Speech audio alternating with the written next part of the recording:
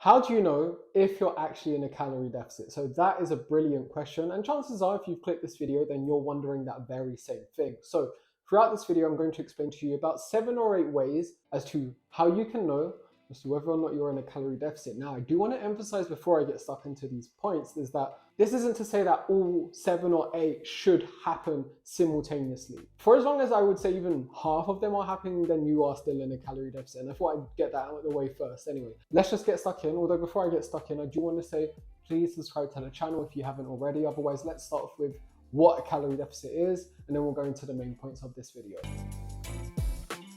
So what is a calorie deficit? Well, put very simply, a calorie deficit is when you consume less calories to that of what your body burns day to day. And by burn, I don't necessarily just mean exercise. Your body is burning calories for a whole range of reasons. And it's probably burning a lot less calories from exercise than you think. It's burning calories just to keep you alive. It's burning calories when it digests foods. It burns calories when it's simply doing day-to-day activities such as opening and closing doors, sitting up and down, or no, sitting down and then standing up, I should say, going upstairs, etc., etc. So again, if you consume less calories consistently, then that of which your body burns, then you lose weight. If you consume more calories to which your body burns, then you gain weight. If you consume about the same as to what your body is burning, then that's where maintenance happens. And I do want to emphasize as well that it's not so much about being maybe 1 or 2 days in a calorie deficit throughout the entire month, because that's not really going to result in weight loss. So like I said, if you're only in a calorie deficit for 1 or 2 days a month, and then the rest of the month you're at about maintenance, then you're obviously going to maintain your weight. It always comes down to what you are doing most consistently on average over a long period of time. So now with that out of the way, let's get stuck into the first of several foolproof ways as to how you can tell as to whether or not you're in a calorie deficit. So the first tip for you to bear in mind when it comes to knowing whether or not you're in a calorie deficit is you're going to feel some slight hunger here and there. And this isn't to say that you should be starving or that you should always feel hungry. And chances are, if those two are the case, then maybe you're doing something wrong and maybe your calorie deficit is way too extreme. But again, some slight hunger here and there is absolutely normal. And no one's going to die. You're going to be absolutely fine. Again, it's a normal part of being in a calorie deficit. That's okay as well. You don't immediately have to give in to consuming some sort of food or beverage every time you feel your belly rumble. Again, sometimes sitting with a little bit of hunger is okay. And I think eventually understanding that on your calorie deficit journey is key to helping you make progress over the long term. Again, no one is starving, no one is chronically hungry over the long term, but living with a little bit here and there is going to be a necessity. And what I want to emphasize as well is that if you're never ever hungry, then you are not in a calorie deficit. And that's just something to think about as well. Now, the second tip that you can use when it comes to knowing whether or not you're in a calorie deficit is taking scale weight. Now, I know some people, potentially you included, get very anxious when it comes to taking your scale weight and you don't want to take it. That's okay. If that's you, then just listen to the other indicators that I'm about to give you after. But if you're okay with taking scale weight, then again, scale weight can be a great indicator to use, and over time, your scale weight should be trending downwards. Now, there are a few ways that I want to expand on the topic of scale weight a little bit more. Number one, don't step on the scale weight and expect it to go down, let's say. So don't step on it on Monday and then expect it to go down on Tuesday. That is not how fat loss works. That is just an extremely unrealistic timeline for change. It doesn't matter if you're in a calorie deficit for Monday.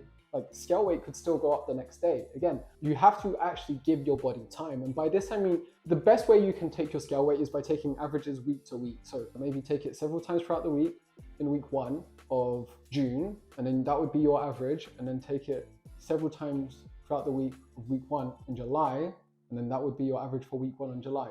So you would have your average for week 1 in June and your average for week 1 of July, and then you can compare it. And on that note as well, you should also think about taking scale weight in consistent conditions, because there are so many factors throughout the day that can and will impact your scale weight. So if you can take it at a time that minimizes as many external variables as possible, then that's a very good idea. So the time I would suggest is first thing upon waking up in a fasted state after using the toilet. Of course, it's not perfect, but it's probably the most ideal time for you to do it. So again, compare it month to month rather than on back-to-back days, or back-to-back weeks is better than back-to-back days, but not ideal. Month to month is where it's at. And now point number 2 when it comes to scale weight is you also want to be taking it with a pinch of salt if you're exercising, and most specifically resistance training, because if you're resistance training, and of course you have to remember that you're going to be gaining muscle. So you could be simultaneously losing fat and gaining muscle at the same time. So you might lose like 1 kg of fat, gain 1 kg of muscle. Scale weight might stay the same, but meanwhile, you're making tremendous progress. Visuals will be changing a bunch. You're going to feel a lot better.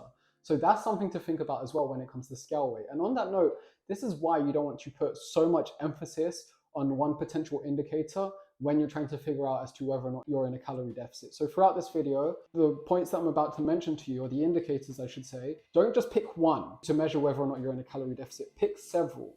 And then from those several, you'll be able to have a good idea, because just putting all your attention towards one is never a good idea. And now indicator number 3 that you can potentially use when it comes to figuring out whether or not you're in a calorie deficit is taking measurements. So when it comes to taking measurements, first of all, I'll put an image up on the screen that I like to share with my Calorie Online members when they sign up with me and they want to work with me, and I give them recommendations for where they can measure themselves if they'd like to. But measurements are a fantastic tool to potentially use for when it comes to knowing whether or not you're in a calorie deficit. And I like to take measurements, generally speaking, about every 2 weeks. Again, first thing in the morning in the fastest state after using the toilet to keep it consistent. So again, measurements, they can be a brilliant tool, and they can be really good to use alongside scale weight, because as I said, if you gain 1 kg of muscle and lose 1 kg of fat, scale weight might stay the same, but then you're going to see like drastic changes on your measurements, and that's why it can be a really good indicator to use alongside scale weight. Now, just like scale weight, don't compare measurements on back-to-back readings. Like, don't compare it on reading 1 to reading 2. Like, ideally compare maybe reading 1 to reading 4 or something. So that's just something to think about as well. So the next potential indicator that you can use is taking progress pictures. Now, I know when you're taking your first set of pictures, so your starting photos, this can be hard because, you know, you're looking at yourself, and chances are if you've been neglecting your health and fitness for many years, then that's not going to be an easy thing to do, hence why you want to start this journey, or hence why you've been on this journey. But I promise you, it's going to be the best decision you'll make down the line. Down the line, you'll look back and you'll be incredibly happy you took those pictures, because it's going to be so motivating. I haven't met anyone who hasn't made tremendous progress and regrets taking those starting pictures, because again, it's just so motivating to look back on. Personally speaking, my only regret is I didn't take more when I started, because like I said, I was just so embarrassed or felt anxious about taking pictures about myself many years ago that I just wouldn't do it. And now there's barely any that exist, whereas I wish I could have them to look back on to, you know, just appreciate how far I've come sometimes. And again, that's why I recommend you taking your starting photos. And then I would recommend taking progress pictures about once a month. And that could be about a good amount of time in between pictures to be taking them and for you to be measuring your progress. And again, they can be very helpful alongside scale weight and measurements. So the next potential indicator that you can use is being aware of how old clothes fit. So let's say you have a pair of jeans, and these pair of jeans, they're not fitting, or they weren't fitting at all, but now they're very close to fitting you. That's a clear sign that you've been in a calorie deficit. So that's one potential indicator that you can use as well. And now the final indicator that you can use when it comes to knowing whether or not you're in a calorie deficit is being aware of just how you're feeling physically day to day. So by this, I mean, let's say before, when you used to go up a specific flight of stairs and you used to get to the top and you used to feel so exhausted by the time you got to the top. But nowadays, after being in a calorie deficit for let's say 2 or 3 months, you get to the top and you don't feel anywhere near as exhausted as you did before, then again, that's a clear sign that you're making progress. So again, just paying attention to how you're feeling physically day to day is always a good place to put your attention towards when it comes to potentially knowing whether or not you're in a calorie deficit over the long term. Otherwise, that is it for the potential indicators. I do hope you found them helpful. Now, there are 2 other points that I really do want to emphasize before finishing this video. And that's that point number 1, you might have noticed a recurring theme throughout this video. And that recurring theme was I kept emphasizing the long term. That's because you're going to need to give yourself a good amount of time when it comes to losing weight. Many people, potentially you included, make the mistake of thinking it's going to take a day, a week, maybe even a month. And it doesn't happen that quickly. And the reason why I emphasize 1 month is because sometimes that first month, maybe even the first 2 months, is you finding your feet with how you can be in a calorie deficit, how it works, what's the best way you can approach it. So you really have to give yourself a good amount of time and don't put so much arbitrary pressure on yourself. In fact, my golden tip for you on that note is just tell yourself it's going to take 1 year.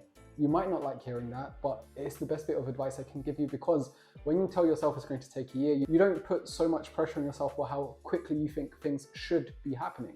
Just tell yourself it's going to take a year. Maybe it'll take less time, and if so, great, but 1 year is a very reasonable timeline for change. And now point number 2 is, if you swear that you've been in a calorie deficit for the last 2 or 3 months consistently and you're not losing any weight, and none of the indicators of progress that I mentioned to you are heading in the direction that they would be if you were in a calorie deficit, then I'm sorry to say, but you are not in a calorie deficit, my friend. And I can say that confidently because, you know, a calorie deficit, it does equal fat loss.